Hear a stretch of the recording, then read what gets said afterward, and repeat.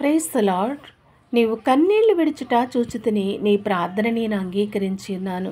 యెషయా గ్రంథము 38:5లో దేవుడు ఇలా మాట్లాడుతూ ఉన్నాడు. అయితే రెండో రోజుల గ్రంథము 20వ అధ్యాయం మొట్టమొదటి నుంచి మనం చూసుకున్నట్లయితే, హిజ్కియాకి మరణకరమైనటువంటి రోగము కలిగినప్పుడు, హిజ్కియా ఇంక చనిపోతావు నువ్వు, ఇంక నీ ఇల్లు చక్కబెట్టుకోమని మరి ప్రవక్త ద్వారా తెలియజేసినప్పుడు వెంటనే హిజ్కియా ఎవ్వరి యొద్దకు వెళ్ళలేదు. అయ్యో, నాకు ఈ మరణకరమైన రోగము సంభవించింది, నేను ఎవరి యొద్దకు వెళ్ళి బాగు చేయించుకోవాలి, ఎవరిని ఆశ్రయించాలి, ఎవరి సహాయం కోరుకోవాలి, ఎవరి సలహాలు తీసుకోవాలి అని ఏమాత్రము కూడా అనుకోలేదు. కానీ దేవుని వైపు తిరిగి, ఒక గోడ వైపు తిరిగి మోకాళ్ళుని కన్నీడు విడుచుచు దేవుని ప్రార్థన చేశాడు. దేవా, ఒక్కసారి నేను నీ సన్నిధిలో ఎలాగ నడుచుకున్నానో ఒక్కసారి జ్ఞాపకము చేసుకో, కృపతో నన్ను జ్ఞాపకము చేసుకోమని హిజ్కియా కన్నీళ్లు విడుచుచు ప్రార్థన చేసినప్పుడు, హిజ్కియా కన్నీటి ప్రార్థన దేవుడు ఆలకించి మరలా ప్రవక్తని పంపించి 15 సంవత్సరముల ఆయుష్కాలమును దేవుడు హిజ్కియాకి ఇచ్చాడండి. మనమైతే మనుషులను ఆశ్రయిస్తామేమో, కానీ దేవుడు అంటూ ఉన్నాడు, మరి లోకములో ఉన్నవాడి కంటే నీలో ఉన్నవాడు గొప్పవాడు, మనుషులను ఆశ్రయించుట కంటే యెహోవాను ఆశ్రయించుట మేలు అని సెలవిస్తూ ఉన్నాడు. ఇక్కడ రెండోదిగా మనం చూసుకున్నట్లయితే 1 సమూయేలు గ్రంథము మరి 1వ అధ్యాయములో 10వ వచనములో అన్న దుఃఖాక్రాంతురాలే బహు దుఃఖముతో మరి దేవుని సన్నిధానంలో పెనుగులాడుతుంది, గోజాడుతుంది, తన్ను తాను మర్చిపోయి తన హృదయాన్ని కన్నీటితో కుమ్మరిస్తూ ఉన్నప్పుడు మరి దేవుడు తన యొక్క మనవిని ఆలకించి మరి దేవుడు గొప్ప మరి వాగ్దానం చేశాడండి. ఆ యొక్క దైవజనుని ద్వారా మరలా ఈ ఋతువు కల్లా నీవు చక్కటి కుమారుని నీవు కౌగిట ఉంటాడు అని. ఎప్పుడైతే ఆ దైవజనుడు వాగ్దానం చేశాడో ఆ వాగ్దానం తను పొందుకుంది. చక్కటి ప్రవక్తని, సమూయేలు ప్రవక్తని తన గర్భంలో ఉంచాడు దేవుడు. మరలా తన మొక్కుబడిని తీర్చుకోవడానికి దేవుని మందిరంలోకి వెళ్ళి ఆ సమూయేలుని మరి దేవుని సన్నిధికి అప్పచెప్పిందండి అన్న. అలాగే మన జీవితంలో కూడా ఎన్నో సమస్యలు వచ్చినప్పుడు లోకం వైపు కానీ మనుషుల వైపు కానీ చూడకూడదు, కానీ దేవుని వైపు చూసినప్పుడు మనకు సమాధానమును, నెమ్మదిని, ఆశీర్వాదమును, సహాయమును, ఆదరణను మనం పొందుకుంటూ ఉంటాము. మరి ఇక్కడ ఇంకొకటి చూసినట్లయితే మార్కు సువార్త 5వ అధ్యాయం 25వ వచనంలో దేవుడు మాట్లాడుతూ ఉన్నాడు.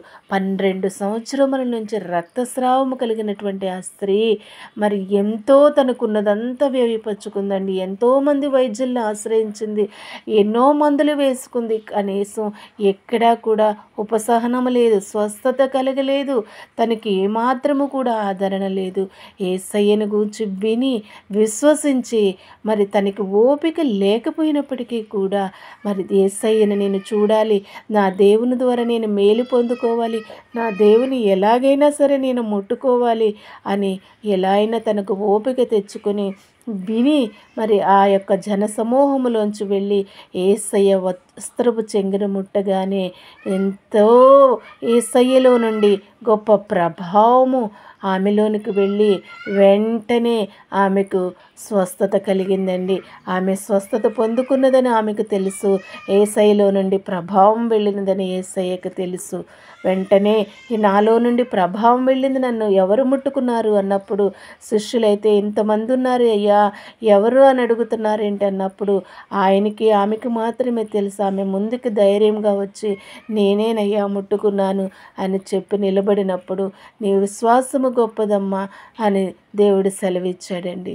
ఈ యొక్క మధ్యాహ్నకాల సమయంలో దేవుడు మనతో మాట్లాడుతున్నది ఏమిటి అంటే, మనము మనుషుల వైపు, లోకం వైపు కాదు, కానీ ఎంత పెద్ద సమస్య వచ్చినప్పటికీ కూడా యేసయ్య వైపు చూస్తూ దేవుని సన్నిధానంలో కన్నీళ్లు కన్నీళ్లు కన్నీళ్లు విడిచి ఉపవాసం ఉండి ప్రార్థన చేసినప్పుడు నీ పరిస్థితులను మార్చగలిగే దేవుడు, నీకు సహాయము చేయగలిగిన దేవుడు అండి యేసయ్య.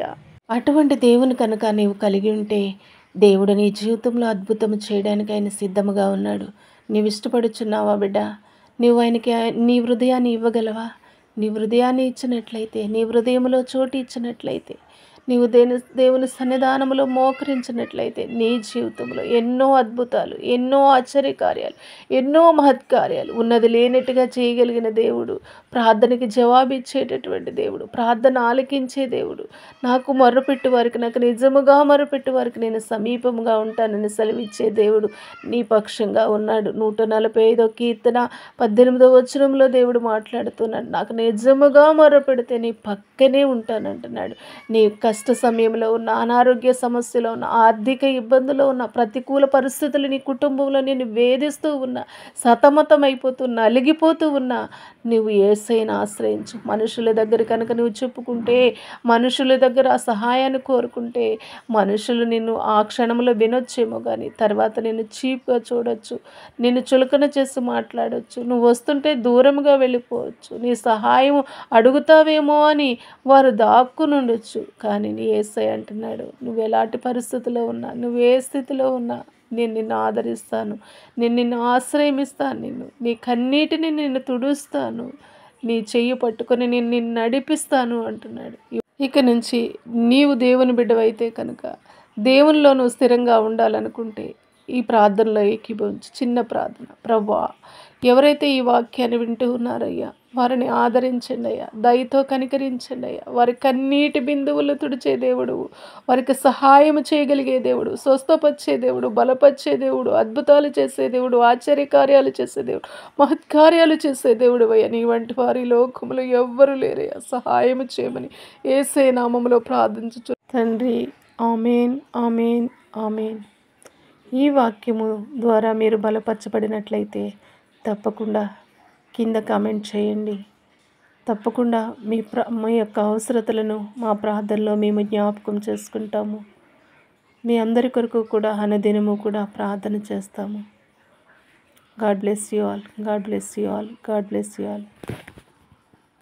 యేసు రక్తమే జయం, యేసు రక్తమే జయం, యేసు రక్తమే జయం. హల్లెలూయా, హల్లెలూయా, హల్లెలూయా, హల్లెలూయా.